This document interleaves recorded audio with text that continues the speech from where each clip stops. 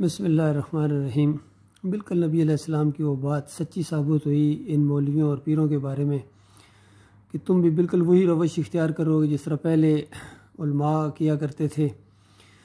دیکھیے، جس طرح اللہ تعالیٰ نے قرآن میں بھی کہا ہے کہ کسی بشر کا یہ کام نہیں ہے کہ اللہ تعالیٰ اس کو نبوت عطا فرمائے، دانائی عطا فرمائے اور کتاب اس کے اوپر نازل کرے اور پھر لوگوں کو وہ کہے، انسانوں کو، کہ تم اللہ کے علاوہ میرے بندے بن جاؤ۔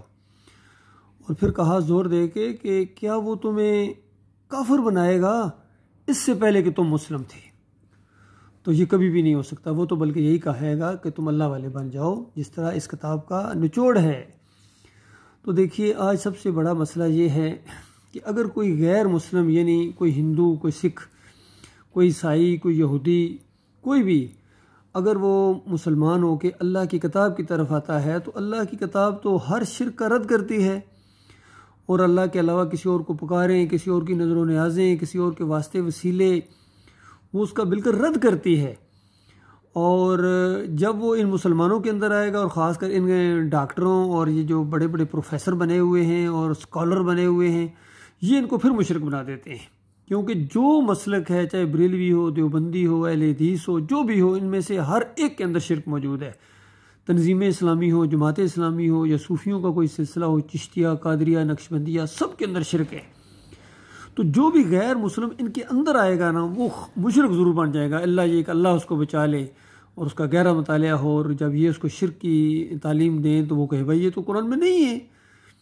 تو اسی طرح کی ایک مثال دیکھیے، ایک جاپانی جوڑا، ایک جاپانی خاتون جس نے کسی مسلمان کے ساتھ، یعنی پاکستانی کے ساتھ شادی کی تھی، وہ قرآن کا مطالعہ جب اس نے کیا تو ہر طرح کا شرک جو تھا اس کا رد ہوا اس کے اندر۔ لیکن پھر کسی نے اس کو کہا کہ وسیلہ بڑا ضروری ہے، تو وہ وسیلے والا سوال اس نے طاہر القادری سے جب کیا تو طاہر القادری نے اس کو پھر مشرک بنا دیا۔ یہ اپنے کانوں سے آپ سنیں، آنکھوں سے دیکھیں، یہ طاہر القادری کا ایک کلپ ہے۔ اپنے شوہر کے ساتھ آئی، پاکستانی کے ساتھ شادی کر لی، مسلمان ہوئی، بدھ مذہب سے مسلمان ہوئی۔ وہ میرے پاس آیا، اس کا شوہر خالد رضا، کہنے کہ میری اہلیہ نے آپ سے کوئی سوال کرنا ہے، آ جائیں۔ میرے پاس آئی، اس خاتون نے مجھ سے سوال کیا، ایک ہی سوال، کہتے میرا صرف ایک کویسچن ہے۔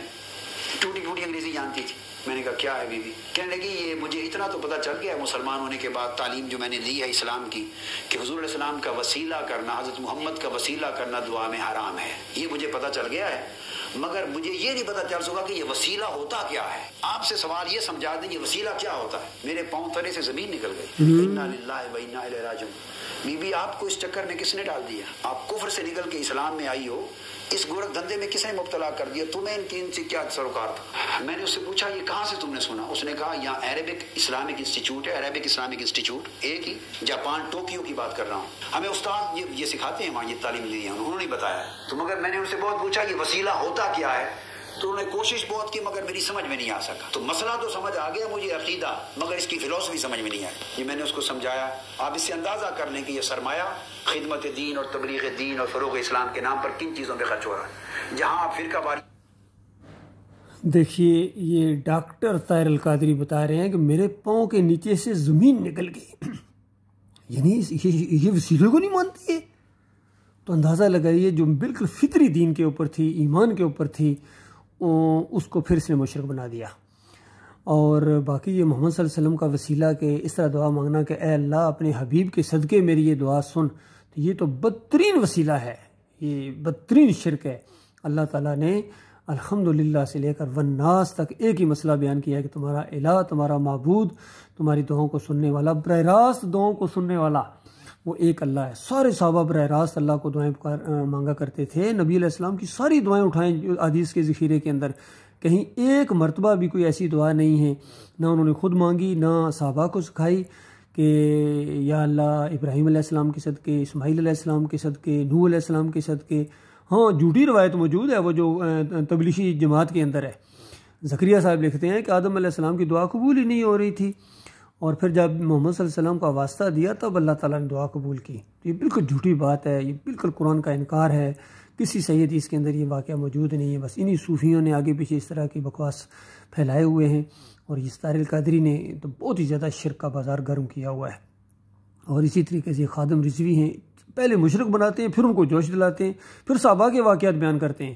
وہ بے ایمانوں، صحابہ اکرام مشرک نہیں تھے، یہ بالکل اسی طرح کرتے ہیں جس طرح مشرکین مکہ ابراہیم علیہ السلام کے ساتھ اپنے آپ کو منسوب کرتے تھے اور ساتھ شرک کرتے تھے، تو ان کو بتایا جا گیا کہ تمہارا اب ابراہیم علیہ السلام سے کوئی تعلق ہی نہیں ہے، تم مشرک ہو اور وہ یکسو مسلم تھے، اور اگر ابراہیم علیہ السلام کے ساتھ تعلق ہے تو ہمارے اس نبی محمد صلی اللہ علیہ وآلہ وسلم اور ان کے ساتھیوں کا ہے۔ بالکل یہی بات آج ہم نے ان کی آنکھوں میں آنکھیں ڈال کے کہنی ہے کہ بے ایمانو، تمہارا محمد صلی اللہ علیہ وآلہ وسلم سے کوئی واسطہ ہی نہیں ہے، نہ طاہر القادری کا، نہ خادم رضوی کا، نہ تقی عثمانی کا، نہ رفیع عثمانی کا، نہ ڈاکٹر اسرار کا، نہ اعلیٰ حضرت کا، اور نہ ابو العلا کا۔ یہ سارے کے سارے صوفی، چاہے اوپر ابراہیم ادم ہوں، عبد القادر جیلانی ہوں، محی الدین چشتی ہوں، علی اجویری ہوں، مجدد الفسانی ہوں، یا ولی اللہ شاہ خاندان پورا، یہ سارے کے سارے یہ اس واسطے وسیلے کے قائل گزرے ہیں، یہ شرک کے دل دادا، اس کے پرچارک، اور یہ مشرک ہو کے مرے ہیں۔ جو مر گئے وہ مشرک ہو کے مرے ہیں، جہنم کا ایندھن بن چکے، اور جو باقی بچے ہوئے ہیں اگر وہ توبہ نہیں کریں گے تو وہ جہنم کا آگ کا ایندھن بنیں گے۔ چاہے یہ واسطے وسیلے کے شرک والے ہوں، چاہے یہ براہ راست پکار والے شرک والے ہوں، یا علی مدد یا رسول مدد کی پکاریں لگانے والے ہوں، چاہے یہ رکوع اور سجدے والے ہوں، یہ بھی آپ رکوع اور سجدے بھی ثابت کر رہے ہیں، جس طرح دعوت القرآن کے اندر محمد حنیف صاحب نے لکھا کہ سارا خاندان یعقوب علیہ السلام کا وہ یوسف علیہ السلام کے سامنے سجدہ کر لیا تھا۔ تو بتائیے اب اگر کوئی غیر مسلم، کوئی ہندو، کوئی عیسائی، کوئی اگر جاپانی یا جو بھی، وہ قرآن کو پڑھے گا، وہ کہے گا کہ یہ تو اللہ کے علاوہ کسی کو سجدہ ہے ہی نہیں ہے، تو حنیف صاحب کہیں گے کہ میرے پاؤں کے نیچے سے زمین ہٹا دی، وہ یوسف علیہ السلام کو تو سجدہ ہوا تھا۔ اس طریقے سے آگے سے شرک بکیں گے اپنے دماغ کے مطابق، جو انہوں نے شرک گڑھا ہوا ہے خود، وہ اللہ کی کتاب سے ثابت کرنے کی کوشش کریں گے۔ یہی طاہر القادری نے کیا ہے۔ اللہ تعالیٰ ان کے شرک سے اپنی پناہ میں رکھے ہوئے۔